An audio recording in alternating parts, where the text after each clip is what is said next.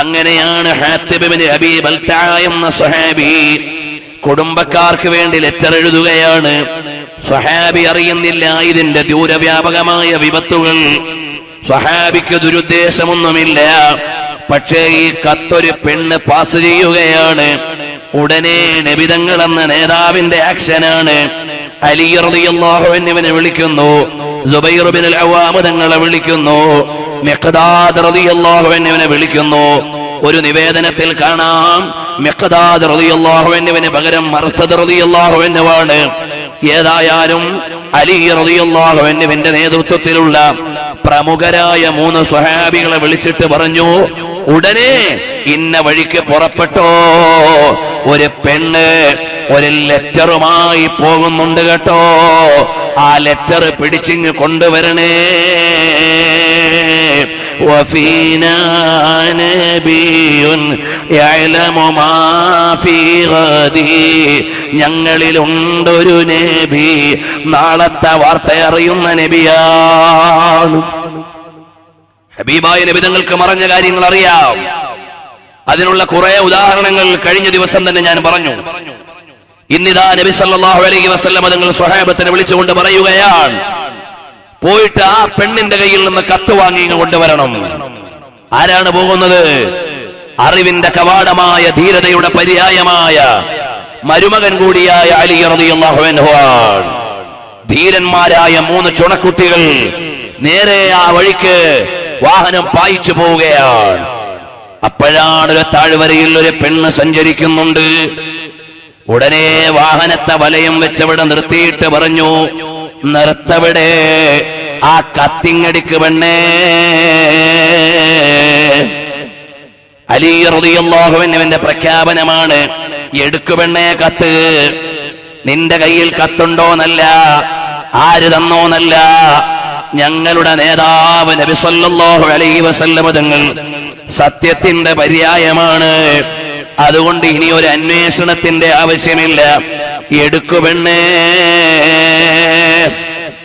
ഹബീബായ സല്ലല്ലാഹു അലൈഹി വസല്ലം തങ്ങൾ പറഞ്ഞിട്ടുള്ളതാണ്, ചോദിക്കാൻ യാതൊരു പേടിയുമില്ല. അലി റളിയല്ലാഹു അൻഹു പറയുകയാണ്, എടുക്കു പെണ്ണേ, അഖ്രിജി അൽ കിതാബ, എടുക്കാ ലെറ്റർ. അപ്പൊ ആ പെണ്ണ് പറയുകയാണ്, മാ മഈ അൽ കിതാബ്, എന്റെ കയ്യിലൊരു കത്തുമില്ല, ഒന്നുമില്ല, എന്തേ നിങ്ങൾ ചോദിക്കുന്നത്? ഉടനെ അലി റളിയല്ലാഹു അൻഹു പറയാണ്, വാഹനത്തിൽ നിന്ന് ഇറങ്ങ്. വാഹനം മുഴുവനും പരിശോധിക്കുകയാണ്. ഫലം യജിദൂ ശൈആ, ഒരു കത്തും കാണാനില്ല, ഒരു വസ്തുവും ഇല്ല. ഉടനെ അലി റളിയല്ലാഹു അൻഹു പറയാണ്, അഹ്ലിഫു ബില്ലാഹ് മാ കദബ റസൂലുള്ളാഹി സ്വല്ലല്ലാഹു അലൈഹി വസല്ലമ, അല്ലാഹുവിന്റെ ഹബീബ് കളവ് പറഞ്ഞിട്ടില്ല, ഞങ്ങളും കളവ് പറഞ്ഞിട്ടില്ല. അതുകൊണ്ട് പെണ്ണേ, നിന്റെ തുണി ഉരിഞ്ഞ് പരിശോധിക്കണ്ടെങ്കിൽ മര്യാദക്ക് കത്ത് തന്നോ. തുണി ഉരിഞ്ഞ് പരിശോധിക്കുക എന്ന് പറഞ്ഞാൽ അമേരിക്കയിലെ എമിഗ്രേഷന്റെ സ്വഭാവമാണ്. നമ്മളൊക്കെ വായിക്കാറില്ലേ APJ അബ്ദുൽ കലാമിനെ, ഇന്ത്യയിലെ പ്രമുഖരായ VVIPകളെ USA എമിഗ്രേഷനിൽ രൂക്ഷമായ പരിശോധനയ്ക്ക് വിധേയമാക്കി. പിന്നീട് അമേരിക്കയുടെ ഒരു മാപ്പും.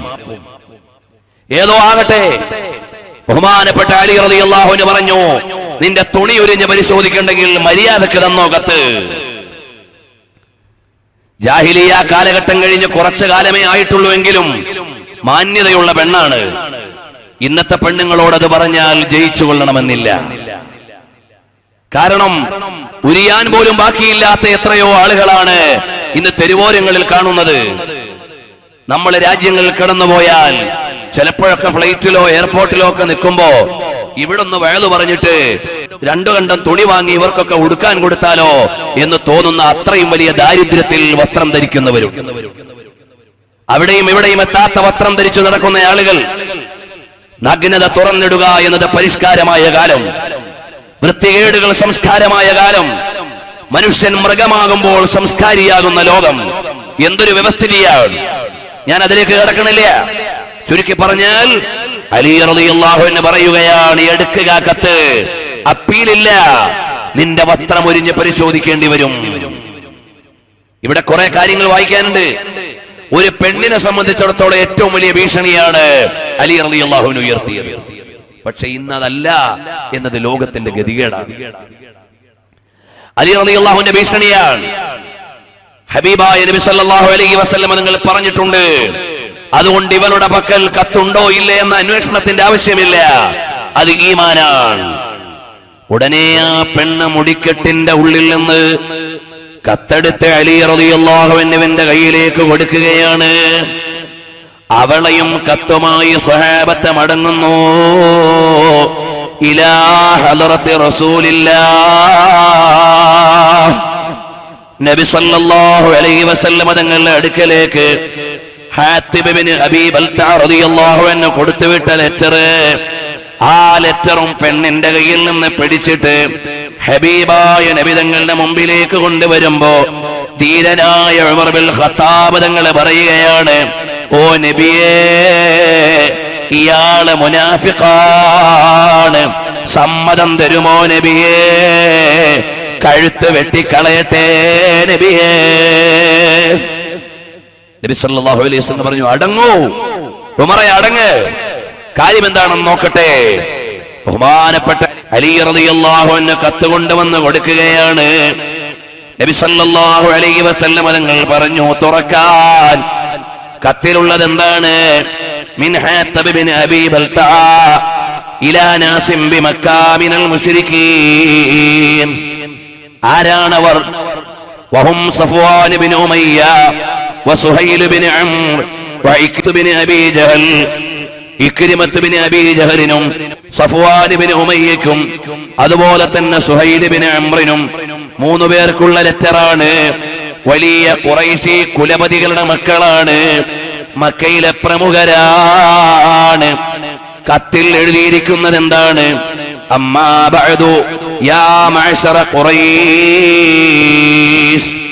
ഓ ഖുറൈശികളുടെ നേതാക്കളെ, ഫഇന്ന റസൂലുള്ളാഹി സ്വല്ലല്ലാഹു അലൈഹി വസല്ലമ ഖദ് തവജ്ജഹ ഇലൈക്കും ബിജൈശിൻ കല്ലൈലി യസീറു കസ്സീൽ. രാത്രിയിൽ കുത്തൊലിച്ചു പോയതുപോലെ ഒലിപ്പിച്ചു കളയാൻ പറ്റുന്ന ശക്തിയുള്ളൊരു സൈന്യത്തോടൊപ്പം മുഹമ്മദ് നബി സല്ലല്ലാഹു അലൈഹി വസല്ലം തങ്ങൾ വരുന്നുണ്ട്. വഅഖ്സമ ബില്ലാഹി ലൗ സാറ ഇലൈക്കും വഹദഹു ലനസറഹു അല്ലാഹു തആല അലൈക്കും. അല്ലാഹു സുബ്ഹാനഹു വ തആലയുടെ സഹായം ഉണ്ടാകുമെന്ന് സത്യം ചെയ്ത് ഉറപ്പിച്ച് നബി തങ്ങൾ പറയുന്നുണ്ട്. അതുകൊണ്ട് ഫഇന്നഹു മുൻജിസുൽ ലഹു മാ വഅദഹു ഫൻദുറൂ ലിഅൻഫുസികും വസ്സലാം. ഇത്രയുമേ ഉള്ളൂ.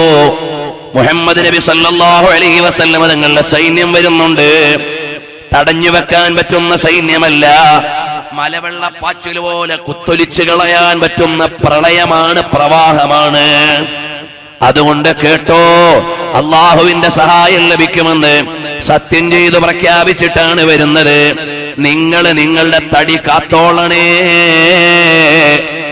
എന്ന ആശയമുള്ള കത്താണ് ബഹുമാനപ്പെട്ട അലി റളിയല്ലാഹു അൻഹു പെണ്ണിന്റെ കയ്യിൽ നിന്ന് പിടിച്ചുകൊണ്ടുവന്ന് വായിക്കുകയാണ്. ഉടനെ നബി തങ്ങൾ വിളിച്ചു, ഹാത്തിബേ, ഹബീബായ നബി തങ്ങൾ വിളിക്കുകയാണ്, ഇങ്ങ് വരൂ ഹാത്തിബേ. അടുത്തേക്ക് വരികയാണ്. അതഅരിഫു ഹാദൽ കിതാബ്, ഈ ലെറ്റർ പരിചയമുണ്ടോ ഹാത്തിബേ? ഖാല നഅം, അതേ ഉണ്ട് നബിയേ. മാ ഹമലക അലാ ഹാദാ, എന്തിനാ മോനെ ഈ ലെറ്റർ എഴുതിയത്? ഉടനെ ആ സ്വഹാബി പറയുകയാണ്, ലാ തഅജൽ അലയ്യ യാ റസൂലല്ലാഹ്, അമാ വല്ലാഹി ഇന്നി ലമുഅ്മിനുൻ ബില്ലാഹി വറസൂലിഹി മാ ഗയ്യർതു വലാ ബദ്ദൽതു വലം അഫ്അൽഹു ഇർതിദാദൻ അൻ ദീനി വലാ റിളൻ ബിൽ കുഫ്രി ബഅദൽ ഇസ്ലാം. ഓ നബിയേ, പെട്ടെന്ന് തീരുമാനമെടുക്കല്ലേ നബിയേ. പൊടുന്നനെ ആക്ഷൻ എടുക്കല്ലേ നബിയേ, ഞാൻ ഇസ്ലാമിൽ നിന്ന് അപ്പുറം കുഫറിനെ ഇഷ്ടപ്പെട്ടിട്ടില്ല നബിയേ, എന്റെ മതം മാറിയിട്ടില്ല നബിയേ, ഇത് വഞ്ചനയ്ക്ക് ചെയ്തതല്ല നബിയേ, തങ്ങള് എന്റെ മേൽ പെട്ടെന്ന് തീരുമാനമെടുക്കല്ല. പിന്നെ ഞാൻ എഴുതാനുള്ള കാരണം, എനിക്ക് ഈ വരുന്ന സംഘത്തിലൊന്നും എനിക്കൊരു കുടുംബക്കാരുമില്ല, എനിക്ക് ചങ്ങാതിമാരില്ല, എനിക്ക് സ്വഹാബത്തിന്റെ അഥവാ ഇപ്പോൾ മദീനയിൽ നിന്ന് മക്കയിലേക്ക് പോകുന്ന സംഘത്തിൽ എന്റെ അടുത്ത കുടുംബക്കാരൊന്നുമില്ല. അതുകൊണ്ട് എനിക്കാരോരുമില്ലാതെ മക്കയിലെത്തുമ്പോ എന്റെ കുടുംബക്കാരെ ഒരു മുന്നറിയിപ്പ് നൽകിയാൽ അവരെങ്കിലും എനിക്കുണ്ടാകാൻ വേണ്ടിയാണ്, അല്ലാതെ ദുരുദ്ദേശത്തോടെ ചെയ്തതല്ല. പെട്ടെന്ന് തീരുമാനമെടുക്കല്ലേ നബിയേ. എന്തൊരു വികാരപരമായ രംഗമാണ്. ഒരു രാജ്യത്തിന്റെ സ്വകാര്യതകളെ എങ്ങനെ കീപ്പ് ചെയ്യണമെന്ന് പഠിപ്പിക്കുകയാണ്. അള്ളാഹുവിന്റെ ദീൻ ഹബീബിലൂടെ അവതരിപ്പിക്കുമ്പോൾ ലോകാവസാനം വരെയുള്ള എല്ലാവർക്കുമുള്ള മാതൃകയാണ്. എല്ലാവരെയും മുസ്ലിമായി പടയ്ക്കാൻ അള്ളാഹുവിന് കഴിവുണ്ട്. പക്ഷേ അതവന്റെ തീരുമാനമല്ല. ഒരാളും എതിർപ്പില്ലാതെ ജനങ്ങളെ അംഗീകരിപ്പിക്കാൻ പടച്ചവന് അധികാരമുണ്ട്. പക്ഷേ അത് അള്ളാഹുവിന്റെ സുന്നത്തല്ല. അബൂജഹൽ ശല്യക്കാരനാണെങ്കിൽ പടയ്ക്കാതിരിക്കാൻ അധികാരം റബ്ബിനുണ്ടായിരുന്നു. പക്ഷേ അത് റബ്ബിന്റെ വ്യവസ്ഥിതിയല്ല. ഇനി പടച്ചുപോയി എന്നാണെങ്കിൽ അവനെ കൊന്നുകളയാനുള്ള അധികാരം റബ്ബിനുണ്ട്. പക്ഷേ അള്ളാഹുവിന്റെ തീരുമാനം അങ്ങനെയല്ല. ബദർ നടത്തിയിട്ട് അള്ളാന്റെ മാർഗത്തിൽ കൂലി കിട്ടുന്ന സ്വഹാബത്ത് വേണം. ഉഹദിൽ ഷഹീദായിട്ട് പദവി ലഭിക്കുന്ന മുഹിബ്ബീങ്ങൾ വേണം. അധ്വാനിക്കേണ്ടത് എങ്ങനെയെന്ന് പഠിപ്പിച്ചു തരണം. ഒരു പ്രതിയോഗി ഉണ്ടാകുമ്പോഴാണ്, മാർഗഭ്രംശമുണ്ടാകുമ്പോഴാണ് മാർഗദർശനത്തിന് മൂല്യമുള്ളത്. രാവും പകലും വന്നപ്പോഴാണ് പകലിന്റെ വെളിച്ചമറിയുന്നത്, രാവിന്റെ തണുപ്പറിയുന്നത്. അതുകൊണ്ട് തന്നെ ഹബീബായ നബി സല്ലല്ലാഹു അലൈഹി വസല്ലം തങ്ങളുടെ ജീവിതം, വിദേശ അംബാസഡർമാർ, നമ്മുടെ രാജ്യത്തുള്ള മറ്റു സംഘടനകൾ, ഇന്ത്യയും പാകിസ്ഥാനും തമ്മിലുള്ള ചർച്ചകൾ, ബോർഡറിൽ നടക്കേണ്ട തീരുമാനങ്ങൾ, ഇന്ത്യയുടെയും ചൈനയുടെയും ബോർഡറിൽ വേലി മാറ്റി കിട്ടുന്ന ചൈനയോട് നേരത്തെ എങ്ങനെയാണ് നിലപാട് വേണ്ടത്, ഇതെല്ലാം മദീനയിലുണ്ട്. സറാപ്പാച്ചമനെ ദിയാറേ മദീന ദവാമാശനാ ഹേ ബഹാറേ മദീന. മദീനായുടെ മണൽപ്പരപ്പിരുന്ന മാലോകരുടെ ഹൃത്തടങ്ങളിൽ ആധികാരികതയുടെ നിയമനിർദ്ദേശങ്ങളെ അളവ് തെറ്റാതെ കൃത്യതയോടെ അവതരിപ്പിച്ച അത്യുജ്വലമായ നേതൃപ്രഭാവമാണ് മുഹമ്മദുർ റസൂലുള്ളാഹ് സല്ലല്ലാഹു അലൈഹി വസല്ലം.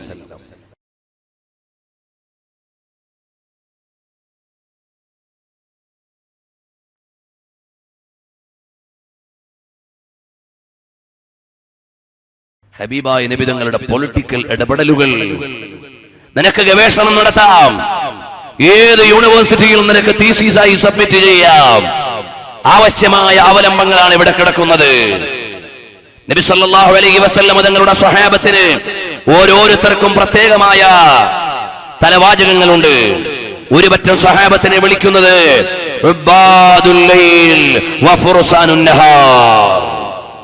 ഒരു സംഘം സ്വഹാബത്തിന്റെ തലവാചകം അങ്ങനെയാണ് എന്ന് പറഞ്ഞാൽ, പാതിരാവിന്റെ പഴുതിൽ വെളുക്കുവോളം ആരാധനയിൽ നിൽക്കുന്നവർ, നേരം വെളുത്ത് വൈകുവോളം പടക്കടത്തിൽ പൊരുതുന്നവർ.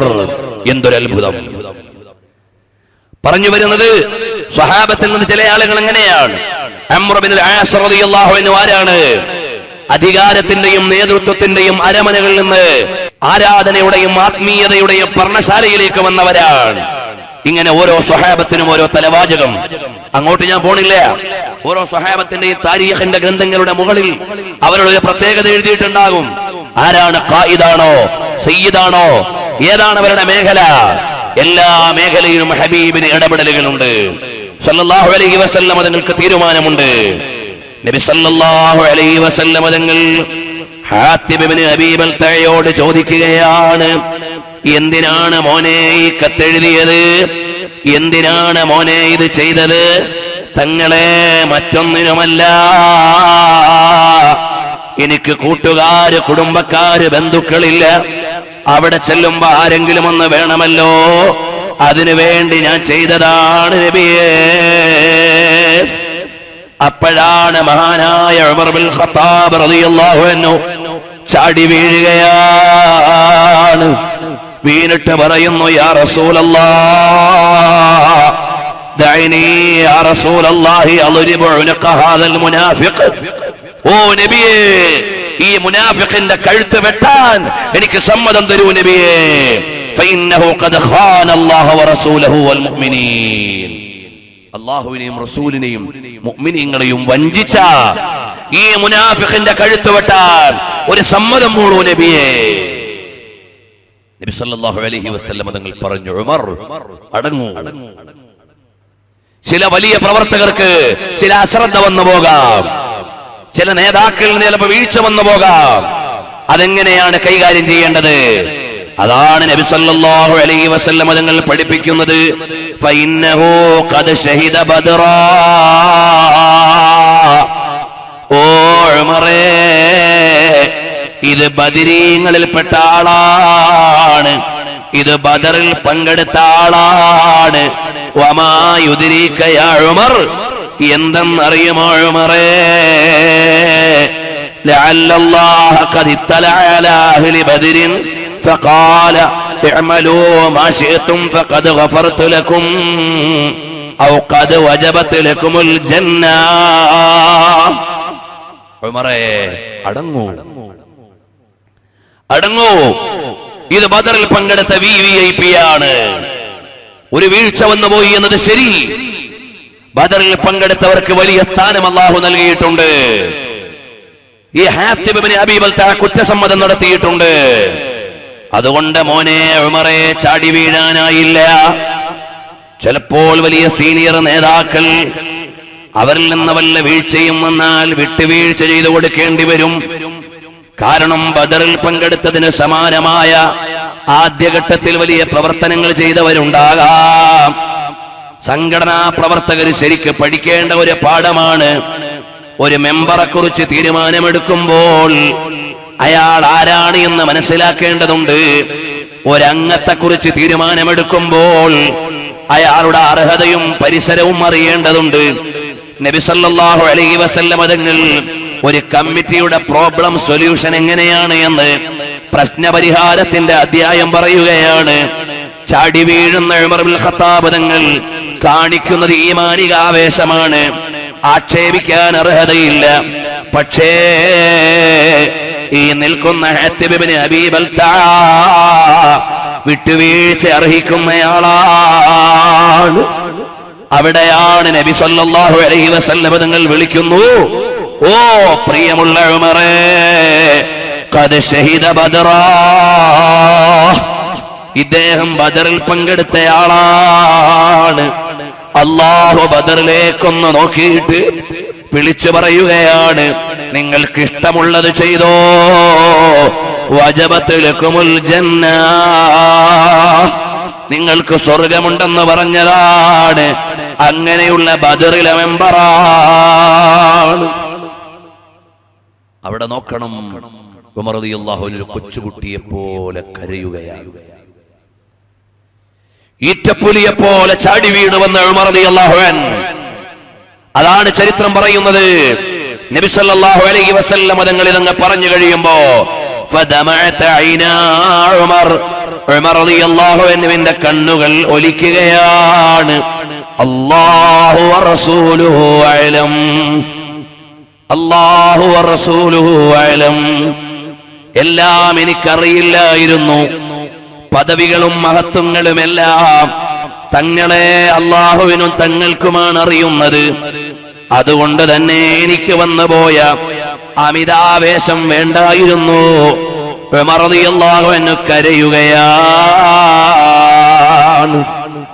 അല്ലാഹുവിന്റെ പരിശുദ്ധമായ ഖുർആൻ ഈ രംഗം വ്യക്തമായി വിശദീകരിച്ചുകൊണ്ട് യാ അയ്യുഹല്ലദീന ആമനൂ ലാ തത്തഖിദൂ അദുവീ വഅദുവക്കും ഔലിയാ. നിങ്ങൾ നിങ്ങളുടെ ശത്രുക്കളെ, ദീനിന്റെ ശത്രുക്കളെ നിങ്ങൾ ഒരിക്കലും കാര്യകർത്താക്കളായി സഹായികളായി സ്വീകരിക്കരുത്. ഹാത്തിബിന്റെ നിലപാട് ശരിയായില്ല, അറിയാതെ വന്നു പോയതാണ്, നിലപാടിൽ വന്ന വീക്ഷണ വ്യത്യാസമാണ്. രണ്ടും മനസ്സിലാക്കി കൊടുക്കാൻ പരിശുദ്ധമായ ഖുർആൻ അവതരിക്കുകയാണ്. പ്രിയമുള്ളവരെ, ഇവിടെ എത്ര അനുബന്ധങ്ങളാണ് അയിമ്മത്തി എഴുതി വെക്കുന്നത്, എന്തൊക്കെ തീരുമാനങ്ങളുടെ അധ്യായങ്ങളാണ് പണ്ഡിതന്മാര് പറഞ്ഞു തരുന്നത്. നബി സല്ലല്ലാഹു അലൈഹി വസല്ലം തങ്ങളുടെ കണിശമായ ഒരു മുന്നേറ്റം മദീനയിലേക്ക് വരാൻ പോവുകയാണ്. ഇതൊക്കെ വായിച്ചു നോക്കുമ്പോൾ എന്റെ പ്രിയമുള്ള യുവാക്കളെ, നേരം പോക്കിന് വേണ്ടി പാട്ട് കേട്ട് കൂത്തുകണ്ട് സിനിമ കണ്ട് നാടകം കണ്ട് രാവുകൊന്ന ദിനങ്ങൾ ഇല്ലായ്മ ചെയ്യുന്നവരെ, എത്ര നല്ല അധ്യായങ്ങളാണ് വായിക്കാൻ കിടക്കുന്നത്. ആ അധ്യായങ്ങൾ മറന്നു പോകല്ലേ. നമുക്ക് ഹബീബായ നബി തങ്ങളെ വായിക്കാൻ നേരില്ല. സിനിമകളുടെയും സീരിയലുകളുടെയും പിന്നിലാണ് നമ്മൾ.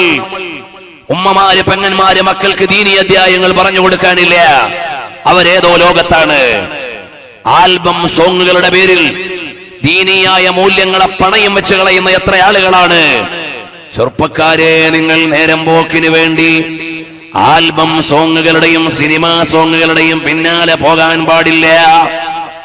ഈ സമുദായത്തിലെ പെൺകുട്ടികളെ അവരുടെ താൽക്കാലികമായ വികാരങ്ങളെ ചൂഷണം ചെയ്യാനും വഞ്ചനയിലൂടെ അവരുടെ മാനഹാനി വരുത്താനും അവരെ മൂല്യങ്ങളെ ഇല്ലായ്മ ചെയ്യാനുമാണ് ആൽബം നിർമ്മാതാക്കളുടെയും ആസ്വാദകരുടെയും ലോകമിന്ന് ഇറങ്ങിക്കൊണ്ടിരിക്കുന്നത്. പെങ്ങളെ, അതിന് പിന്നാലെ വീണു പോകല്ലേ മോളെ. എന്റെ ഈമാനുള്ള യുവാക്കളോട് പറയട്ടെ, അല്ലാഹുവിന്റെ ഹബീബ് മുഹമ്മദുർ റസൂലുള്ളാഹ് സല്ലല്ലാഹു അലൈഹി വസല്ലം തങ്ങളുടെ ജീവിതം ഒന്ന് പഠിക്കണേ മോനെ. ആँखों में बस गया है मदीना हुजूर का, बेकस का आसरा है मदीना हुजूर का. आँखों में बस गया है मदीना हुजूर का, बेकस का आसरा है मदीना हुजूर का.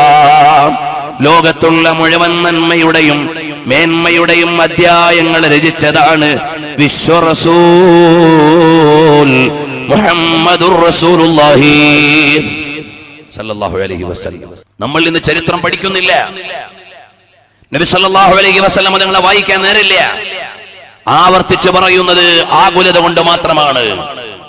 എന്റെ ശബ്ദം പലയിടങ്ങളിലും ഇരുന്ന് കേൾക്കുന്നവരുണ്ടാകാം.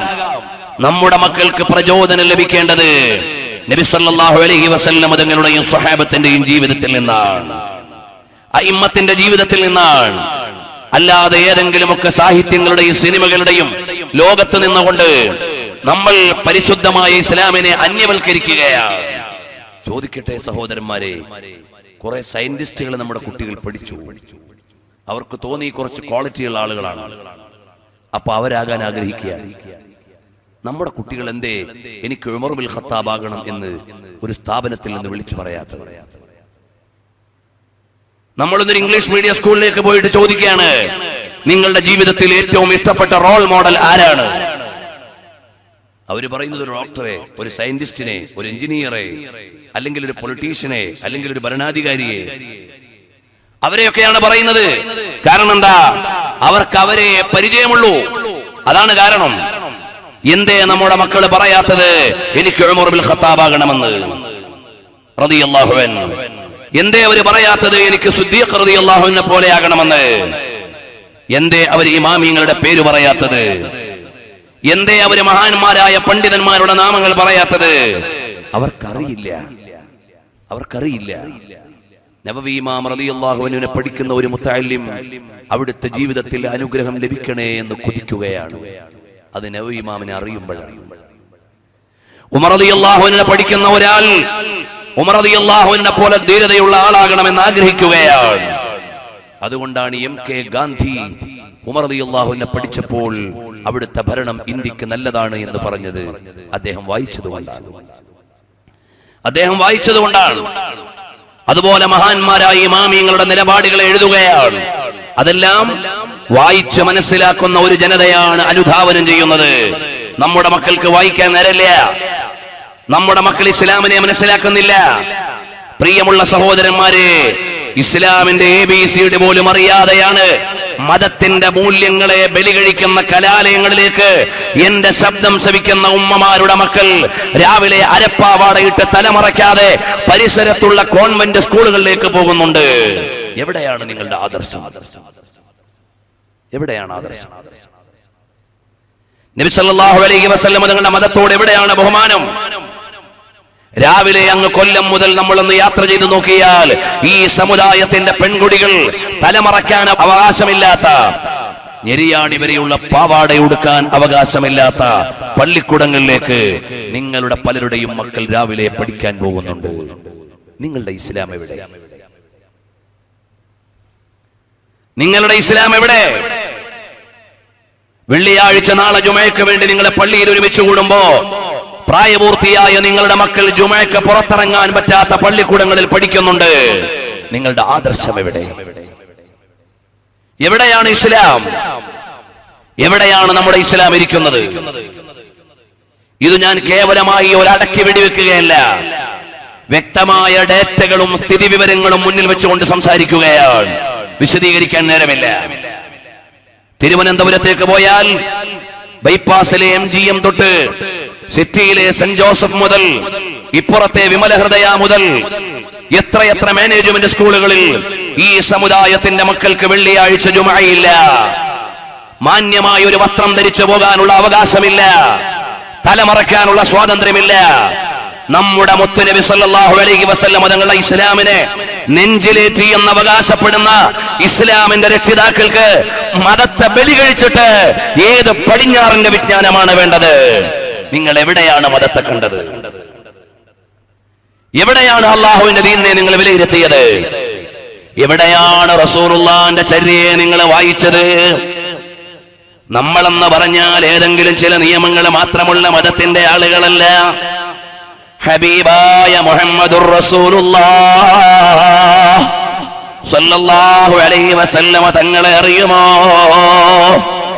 ഇരിക്കേണ്ടതെങ്ങനെ, കിടക്കേണ്ടതെങ്ങനെ, നടക്കേണ്ടതെങ്ങനെ, ചലിക്കേണ്ടതെങ്ങനെ, ചരിക്കേണ്ടതെങ്ങനെ, ചിരിക്കേണ്ടതെങ്ങനെ, കരയേണ്ടതെങ്ങനെ, ദുഃഖം രേഖപ്പെടുത്തേണ്ടതെങ്ങനെ, ആഹ്ലാദിക്കേണ്ടതെങ്ങനെ, എല്ലാം പറഞ്ഞു തന്ന നേതാവാണ്. നൂഴുക്കി സാഗർ നൂഴുക്കി ജൽവാ നൂഴുക്കി ജൽകാ ജാ മദീന തുജേ സലാം. അതാണ് നമ്മുടെ നേതാവ്. നിങ്ങൾ റസൂലുള്ളാഹിനെ ഇഷ്ടപ്പെടുന്ന ഒരു രക്ഷിതാവാണെങ്കിൽ നിങ്ങളുടെ മകളെ മുട്ടുവരെയുള്ള പാവാട ഉടുത്തൊരു മദ്രസ പള്ളിക്കൂടത്തിലേക്ക് വിടാൻ നിങ്ങൾക്ക് സാധിക്കൂല. നിങ്ങൾ നബി സല്ലല്ലാഹു അലൈഹി വസല്ലം തങ്ങളുടെ ആദർശത്തെ മാനിക്കുന്നവരാണെങ്കിൽ തലമറയ്ക്കാതെ പോകേണ്ട ഒരു പള്ളിക്കൂടത്തിലേക്ക് നിങ്ങളുടെ മകളെ വിടാൻ നിങ്ങൾക്ക് സാധിക്കൂല. നിങ്ങൾ ഹബീബായ നബി തങ്ങളുടെ മതത്തിന്റെയും ആദർശത്തിന്റെയും ആളാണെങ്കിൽ വെള്ളിയാഴ്ച ജുമഅയ്ക്ക് പോലും വിടാത്ത ഒരു പള്ളിക്കൂടത്തിലേക്ക് ഹയർ സെക്കൻഡറി വരെയുള്ള നിങ്ങളുടെ മക്കളെ വിട്ടിട്ട് പള്ളിയിൽ വന്നിട്ട് മഅശറൽ മുസ്ലിമീൻ കേട്ടുകൊണ്ടിരിക്കാൻ നിങ്ങൾക്ക് കഴിയില്ല. ഒരു തെറ്റ് ചെയ്യുമ്പോൾ ഹൃദയത്തിൽ ഒരു പുള്ളി വീഴും. ഒരു ജുമഅ നഷ്ടപ്പെടുമ്പോൾ നിങ്ങളുടെ മക്കളുടെ ഹൃദയത്തിൽ ഒരു കറുത്ത വര വീഴും. അടുത്ത വെള്ളിയാഴ്ച അത് കനക്കും. വീണ്ടും അവരുടെ ഹൃദയം കടുത്തുകൊണ്ടിരിക്കും. അവസാനം അല്ലാഹുവിന്റെ ദീനിന്റെ വെളിച്ചം കേറാൻ പറ്റാത്ത കൽബുകളായി മുദ്രവെക്കപ്പെട്ട മനസ്സുകളായി മാറിപ്പോകും. നിങ്ങൾ ആരോട് മാപ്പ് പറയും? നിങ്ങൾ ആരോട് മാപ്പ് പറയും? ഏതുവരെയാണ് ഈ ജീവിതം? നിങ്ങളെപ്പാൽ വലിയ വലിയ കൊമ്പന്മാര്, വമ്പന്മാര്, നാടിനെ അടക്കി ഭരിച്ച തമ്പുരാക്കന്മാര് അപ്പുറത്തെ ഖബർസ്ഥാനിൽ കിടക്കുന്നുണ്ട്. ഒരു സമ്രാട്ടും ഇവിടെ ജീവിച്ചിരിക്കില്ല. പ്രസംഗിക്കുന്ന ഞാനും കേൾക്കുന്ന നിങ്ങളും എന്നേക്കും ഇവിടെ ജീവിക്കേണ്ടവരല്ല. അല്ലാഹുവിന്റെ